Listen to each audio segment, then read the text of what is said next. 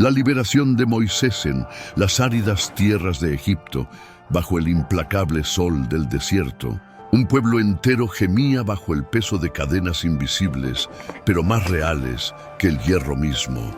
Los hebreos habían llegado a esta tierra generaciones atrás, durante tiempos de hambruna, acogidos por un faraón que respetaba a José, uno de los suyos que había salvado al imperio de la ruina. Pero los años pasaron, las dinastías cambiaron, y el nuevo faraón miró a este pueblo próspero con temor y desconfianza. Creyendo que su número creciente representaba una amenaza para su reino, así comenzó la esclavitud, una opresión brutal que convertiría a los descendientes de Abraham en constructores forzados de las grandes ciudades egipcias. Pitón y Ramsés se levantaban ladrillo por ladrillo con el sudor y la sangre de hombres, mujeres y niños que conocían la libertad solo en las historias que sus ancianos susurraban en la oscuridad de la noche. Entre el dolor y la desesperación, surgió un niño que debería haber muerto, porque el faraón, aterrado por una profecía que hablaba de un libertador, había ordenado que todo varón hebreo recién nacido fuera arrojado al Nilo. Pero la madre de este niño especial, movida por una fe que desafiaba toda lógica, tejió una cesta de juncos, la impermeabilizó con brea y asfalto y depositó en ella a su hijo, entregándolo a las mismas aguas que debían ser su tumba, confiando en que el Dios de sus padres tenía un plan mayor. El destino, o más bien la providencia divina, hizo que la princesa de Egipto encontrara aquella cesta mientras se bañaba en el río. Su corazón se enterneció ante el llanto del bebé y decidió adoptarlo como hijo propio, nombrándolo Moisés, que significa sacado de las aguas. Y así el futuro libertador de Israel creció en el palacio real, educado en toda la sabiduría de los egipcios, ajeno durante años a su verdadero origen y propósito. Sin embargo, la sangre llama a la sangre y el corazón conoce verdades que la mente desconoce. Cuando Moisés descubrió su verdadera identidad y presenció la brutalidad con la que los capataces egipcios trataban a su pueblo, algo se quebró dentro de él.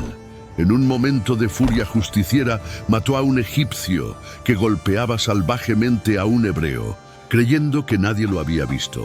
Pero al día siguiente comprendió que su acto era conocido y, temiendo la ira del faraón, huyó al desierto de Madián, donde pasaría 40 años como pastor, lejos de los palacios dorados, lejos de su pueblo sufriente, viviendo una vida simple junto a su esposa Séfora y sus hijos. Pero Dios no había olvidado a su pueblo ni los pactos hechos con Abraham, Isaac y Jacob. Y un día, mientras Moisés apacentaba el rebaño cerca del monte Horeb, vio algo que desafió toda explicación: una zarza que ardía con fuego intenso, pero no se consumía. Atraído por este prodigio, se acercó, y entonces escuchó la voz que cambiaría su vida y la historia de la humanidad. Moisés, Moisés, quita el calzado de tus pies, porque el lugar donde estás es tierra santa. Yo soy el Dios de tu padre, el Dios de Abraham, de Isaac y de Jacob. He visto la aflicción de mi pueblo en Egipto y he oído su clamor.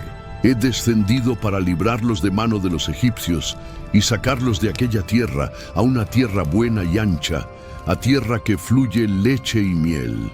Moisés, abrumado y sintiéndose inadecuado, presentó toda excusa imaginable. Argumentó que era tartamudo, que nadie le creería, que no era la persona indicada. Pero Dios respondió a cada objeción, dándole señales milagrosas. Su vara se convirtió en serpiente, su mano se volvió leprosa y luego sana nuevamente. Además, le prometió que su hermano Aarón hablaría por él.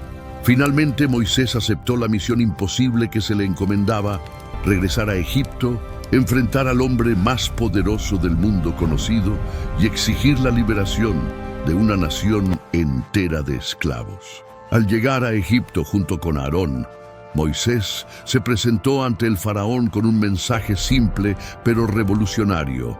Así dice el Señor, Dios de Israel: deja ir a mi pueblo para que celebre para mí fiesta en el desierto. La respuesta del faraón fue exactamente la esperada de un hombre que se consideraba divino. ¿Quién es el Señor para que yo oiga su voz y deje ir a Israel?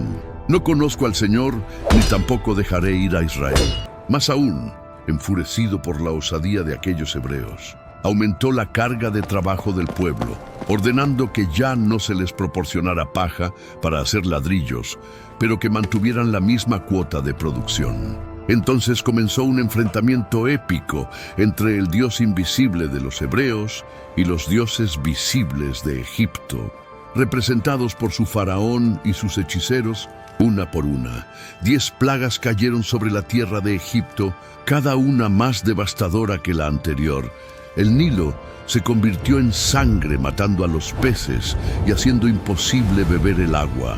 Luego vinieron las ranas que invadieron cada rincón del país, seguidas de piojos que atormentaban hombres y animales, después moscas que formaban nubes oscuras, una peste que mató el ganado egipcio, úlceras dolorosas que cubrían la piel de todos, granizo mezclado con fuego que destruyó los cultivos, langostas que devoraron todo lo que el granizo había dejado y una oscuridad tan densa que podía sentirse, que cubrió la tierra durante 3 días. Con cada plaga el faraón parecía ceder, prometía dejar ir al pueblo, pero cuando la presión cesaba, su corazón se endurecía nuevamente y retractaba su palabra, hasta que llegó la 10ª y más terrible plaga.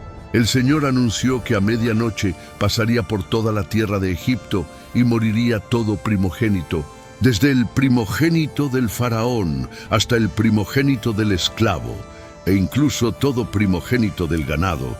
Pero los hebreos debían marcar sus puertas con la sangre de un cordero sacrificado, y cuando el ángel de la muerte viera la sangre, pasaría de largo. Aquella noche el terror visitó cada hogar egipcio. Los gritos de angustia resonaron desde el palacio hasta la más humilde choza. El faraón perdió a su hijo heredero, y no hubo casa donde no hubiera un muerto. En medio de la noche, con lágrimas en los ojos y el corazón quebrantado, el faraón mandó llamar a Moisés y a Aarón y les dijo: levántense, salgan de en medio de mi pueblo, tanto ustedes como los hijos de Israel, vayan y sirvan al Señor como han dicho, tomen también sus ovejas y sus vacas y váyanse.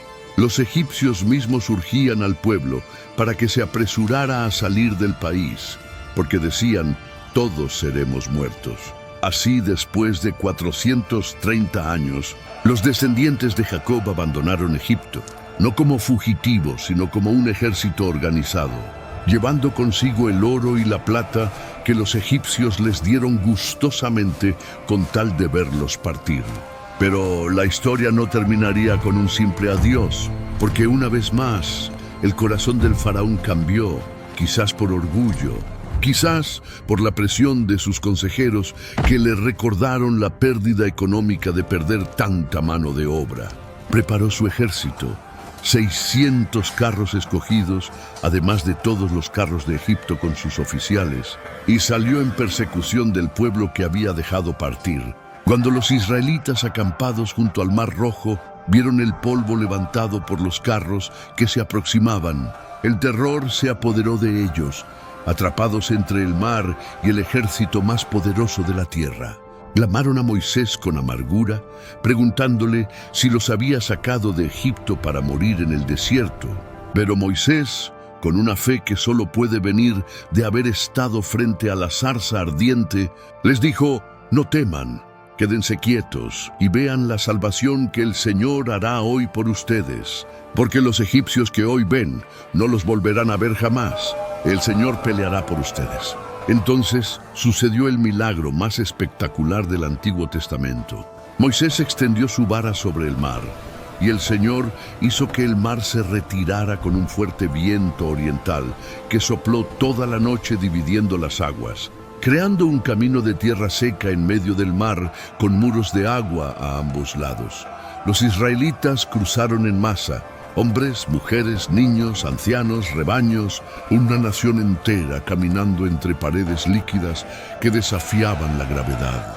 Cuando el último israelita pisó la orilla opuesta y los egipcios se lanzaron confiados en persecución por el mismo camino, Moisés extendió nuevamente su mano y las aguas volvieron a su cauce con fuerza demoledora, sepultando a todo el ejército del faraón, carros. Jinetes y soldados perecieron en las profundidades. Aquel día Israel vio el gran poder que el Señor había desplegado contra Egipto, y el pueblo temió al Señor y creyó en él y en Moisés su siervo. Luego entonaron un cántico de victoria, celebrando su liberación imposible. La esclavitud había terminado, la libertad había comenzado, y un pueblo antes oprimido marchaba ahora hacia su destino, hacia la tierra prometida, hacia convertirse en una luz para las naciones.